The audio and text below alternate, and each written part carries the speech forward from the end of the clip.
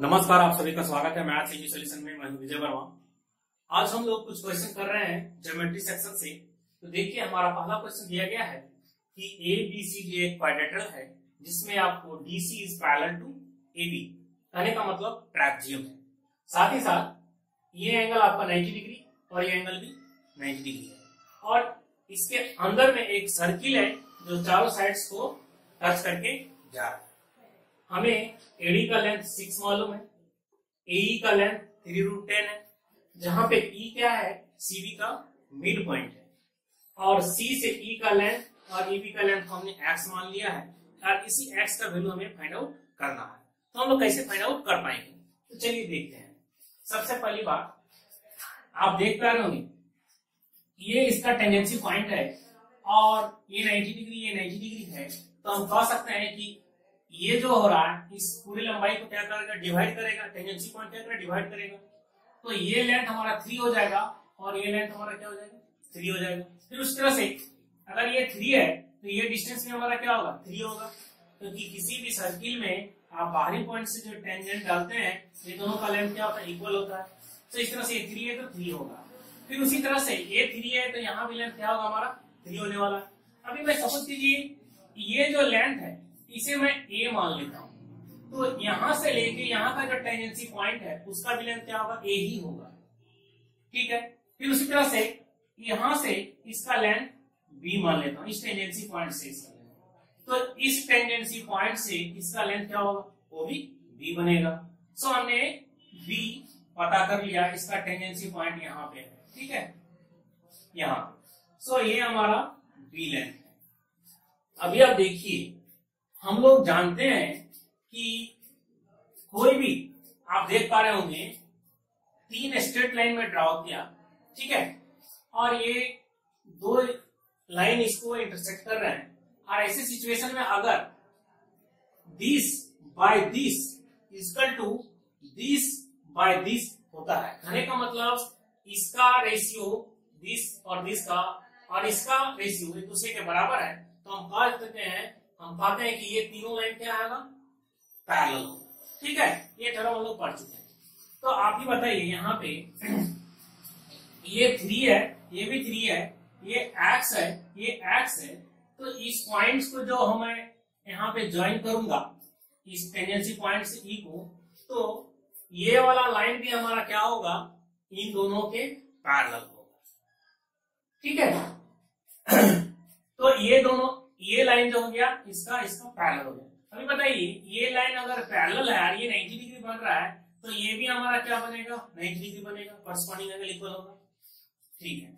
अभी आप देखिए, ये 90 बन गया और इसके सामने ये हाइपोटेन्यूस है, ये आपका 3 है, तो इसका लेंथ क्या होने वाला है। ठीक है, चलिए पी मानता हूं। सो पी से ई का जो लेंथ होगा वो क्या होगा, √3√10 का स्क्वायर माइनस 3 का स्क्वायर। तो इस तरह से कितना हो गया, 90 माइनस 9 यानी 81 बराबर 9। तो हमने क्या देखा, P से E का जो लेंथ होगा वो क्या हो गया, 9 के बराबर हो गया। ठीक है। अभी आप देखिए, हमने पढ़ा है ट्रैपेजियम में एक थ्योरम है कि अगर A B C D मैंने ट्रैपेजियम लिया, ये लाइन पैरेलल है और इसका अगर मिडिल पॉइंट और इसका अगर मिडिल पॉइंट, ये दोनों को ज्वाइन करता हूं, ठीक है, तो EF की जो लंबाई होती है वो क्या होता है, AB प्लस BC बाय 2 के बराबर होता है। ठीक है।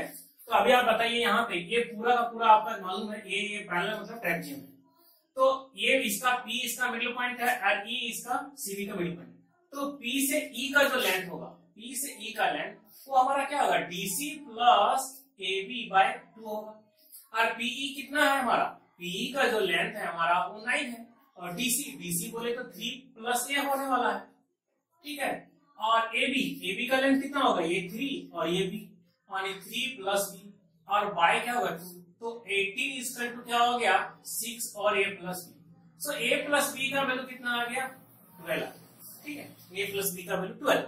अभी आप देखिए, पूरे CB की लंबाई कितना है, CB पहले तो देखिए, यहां से इसका टेंजेंसी पॉइंट A और इस टेंजेंसी पॉइंट से यहाँ का लेंथ B, कहने मतलब पूरा CB है A प्लस B के बराबर, कहने मतलब पूरा CB का जो लेंथ होगा वो क्या होगा, 12 होगा। सो सीबी का लेंथ हमारा 12 होगा, तो ई अगर मिडिल पॉइंट है तो इसका जो लेंथ होने वाला है वो 6 होगा और इसका भी लेंथ क्या होगा 6 होगा। तो हमने फाइंड आउट कर लिया जो एक्स का वैल्यू होगा वो क्या होगा 6 के बराबर। ठीक है, देखिए हमारा अगला क्वेश्चन दिया गया है कि ए बी सी आपका एक ट्रायंगल है जिसमें इसके अंदर में आपको दिख रहा होगा एक सेमी सर्किल है जो ए बी बेस पे है। तो ए बी बेस को पूरा कवर नहीं कर रहा है बल्कि ए बी बेस पे स्टैंड कर रहा है सेमी सर्किल, और ये इसका टेंजेंट है। एसी जो है इस सेमी सर्किल का टेंजेंट है और बीसी भी क्या है इस सेमी सर्किल का टेंजेंट है। इसका टेंजेंसी पॉइंट ई, इसका टेंजेंसी पॉइंट एफ है। साथ ही साथ CE is equal to EB, CE का लेंथ और ईबी का लेंथ हमारा इक्वल है। CD is perpendicular on AB, CD जो है एबी पर परपेंडिकुलर है। हमें एंगल फाइंड आउट करना है डीसीबी। सो डीसीबी कहने का मतलब ये वाला एंगल मुझे निकालना है। तो हम लोग कैसे निकाल पाएंगे, तो चलिए देखते हैं। सबसे पहले ये आपका सेंटर है, सेमी सर्किल का सेंटर। सेंटर से हम क्या करते हैं इस टेंजेंसी पॉइंट को मिलाते हैं। ठीक है, जब हम मिला देते हैं तो आप ही बताइए ये एंगल जो बनेगा वो हमारा कितना होगा 90 डिग्री बनेगा। जब ये 90 है 15 है सो डेफिनेटली ये वाला एंगल हमारा जो बनेगा वो 75 डिग्री बनेगा। फिर आप देखिए यहां से मैं क्या करता हूं इस टेंजेंसी पॉइंट को भी ज्वाइन कर दिया।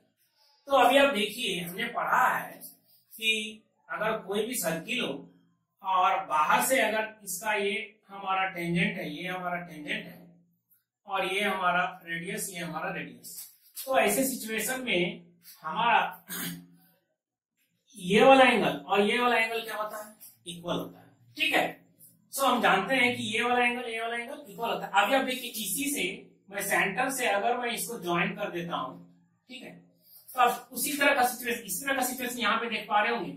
ये बाहरी पॉइंट है, ये यहाँ पे टेंजेंट है, ये यहाँ पे टेंजेंट है और इससे सेंटर को मिलाया गया।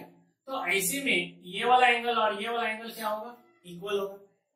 ठीक है, और साथ ही साथ आप देख पा रहे हो कैसे एंगल इक्वल होता है क्योंकि ये वाला ट्रायंगल और ये वाला ट्रायंगल दोनों हमारा क्या होगा वो कंग्रेस होगा। अब देखिए बाहरी पॉइंट से टेंजेंट, तो सीएफ की लंबाई और सीई की लंबाई क्या होगा इक्वल होगा। बाहरी पॉइंट से हम जानते हैं ये टेंजेंट का लेंथ क्या होता है इक्वल होता है।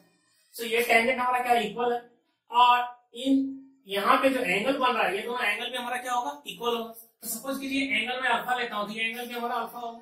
ठीक है, और दूसरी बात हम ये भी जानते हैं कि अगर कोई सर्किल में अगर मैं बाहर से अगर टेंजेंट लिया, ठीक है, और यहां से इसको ज्वाइन किया और इसको ज्वाइन कर दिया और इस टेंजेंसी पॉइंट से ए बी ओ सी लिया, अगर एसी की लंबाई और सीबी की लंबाई बराबर हो, एसी और सीबी की लंबाई बराबर हो तो इसके द्वारा सेंटर पे बना गया एंगल भी क्या होता है इक्वल होता है। ये एंगल क्या होता है इक्वल होता है अगर एसी सीबी के बराबर हो। ठीक है, अभी आप देखिए फिर वही सिचुएशन यहाँ पर भी ये आप देख पा रहे होंगे।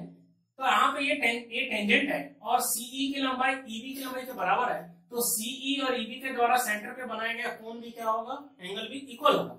सो ये अगर अल्फा है तो डेफिनेटली ये एंगल भी हमारा क्या होगा अल्फा होगा। ठीक है, तो आप देखिए ये टोटल एंगल कितना बन गया हमारा 3 अल्फा, जो कि कितने के बराबर है 75 है, तो ये जीरो कितना हमारा 105। सो अल्फा का वैल्यू कितना आ गया 35। सो हमने क्या किया अल्फा का वैल्यू 35 निकाल लिया। अभी आप देखिए हमने अल्फा निकाल लिया 35 और ये हमारा क्या है 90 डिग्री है और ये हमारा है 35। तो आपको तो ये 90 35 तो ये वाला एंगल हमारा कितना होगा 55 हो जाएगा। सो हमने ये एंगल निकाल लिया 55। अब देखिए ये 55 और ये 90, सो ये वाला एंगल कितना बनेगा, ये एंगल हमारा कितना आ जाएगा 35 डिग्री। तो इस तरह से हमने इस ट्रायंगल में ये 55 90 है तो ये 35 होगा, तो हमने एंगल का वैल्यू 35 निकाल दिया। हमारा अगला क्वेश्चन दिया गया है कि ए बी सी डी एक स्क्वायर है और इस स्क्वायर के अंदर में आपका एक सर्किल है जो कि सभी साइड्स को देख पा रहे होंगे पी क्यू आर एस पे टच कर रहा है। साथ ही साथ दिया गया है जो सर्किल का रेडियस वो 6 सेंटीमीटर दिया गया है और यहाँ पे आपका एक टेंजेंट ड्रॉ किया गया है यूटी। ठीक है, और ये टी जो है डीसी को यहाँ पे मिल रहा है और इसे यहाँ पे मिल रहा है। तो हमसे कहा जा रहा है कि ये जो ट्रायंगल फॉर्म हो रहा है UTB इस ट्रायंगल का एरिया हमसे पूछा जा रहा है। तो ट्रायंगल का एरिया कैसे निकालेंगे? तो देखिए पहली बात ये टोटल लंबाई कितनी होगी, रेडियस अगर 6 दिया हो तो टोटल लंबाई हमारा कितना हो जाएगा, 12 हो जाएगा। सो ये वाला लेंथ कितना हो जाएगा हमारा 6 हो जाएगा, ये 6 होगा, ये सभी हमारे क्या हो जाएंगे 6 6 6 हो जाएंगे। ठीक है, अभी आप देखिए सपोज कीजिए कि मैं इसकी लंबाई अगर x मान लेता हूं तो यहां से d से t का लंबाई क्या हो जाएगा, ये हमारा 6 माइनस x के बराबर होगा। ठीक है, फिर इसी तरह से यहाँ की लंबाई अगर मैं y मान लेता हूं तो du का लंबाई कितना हो जाएगा हमारा 6 माइनस y हो जाएगा। अभी अब देखिए u क्या है, इस सर्किल के लिए आउटसाइड पॉइंट है और u से s और u से यहाँ इस पॉइंट ये टेंजेंट है। तो इसकी लंबाई अगर y है तो यहाँ से यहाँ का लंबाई भी हमारा क्या होगा y के बराबर होगा। फिर यहाँ पे देखिए बाहर से पॉइंट है तो ये लंबाई अगर x है तो यहाँ से इसकी लंबाई भी क्या होगा x के बराबर हो जाएगा। अब आप क्या कीजिए इसमें एक पाइथागोरस लगा दीजिए। पाइथागोरस लगाते हैं क्या मिलता है 6 माइनस x का स्क्वायर प्लस हमारा 6 माइनस y का स्क्वायर और x प्लस y का होल स्क्वायर के बराबर होगा।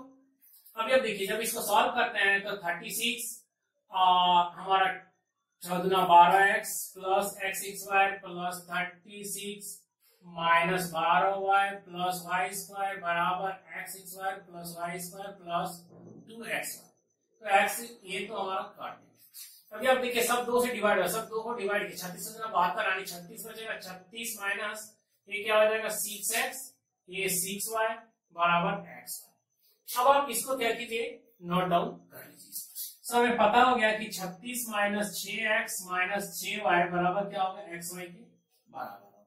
इसे नोट डाउन मैंने कर दिया। अभी आप पूरे स्क्वायर में से अगर इसका एरिया निकालना है तो पूरे स्क्वायर में से क्या करेंगे, ये तीनों ट्रायंगल का एरिया को हम लोग माइनस कर देते हैं तो ये हमारा इस ट्रायंगल का एरिया निकल जाएगा। तो आप बताइए पूरे स्क्वायर का एरिया कितना है, तो 6 6 12 यानी 12 का स्क्वायर कितना हो जाएगा 144।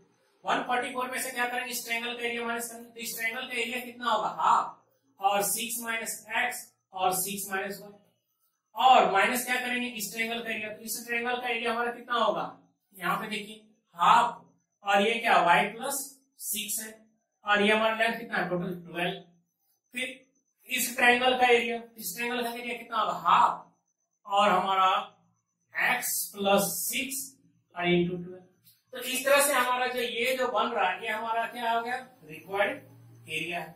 ठीक है, अभी 144 हो गया और हाफ दोनों में से क्या कीजिए तीनों में से क्या बाहर लीजिए।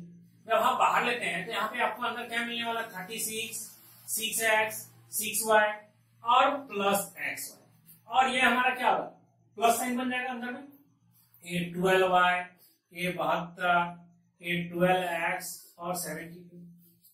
अब यार 144 ये 36 72 72 तो कितना हो गया 144 और 36 और ये हो गया 180।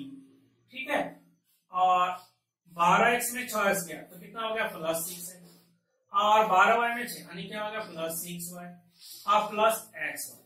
तो अभी आप देखिए यहाँ पे आप इस चीज को यहाँ पे क्या होता है आपको 36 इसका तो लिख सकता है xy plus 6x plus 6y।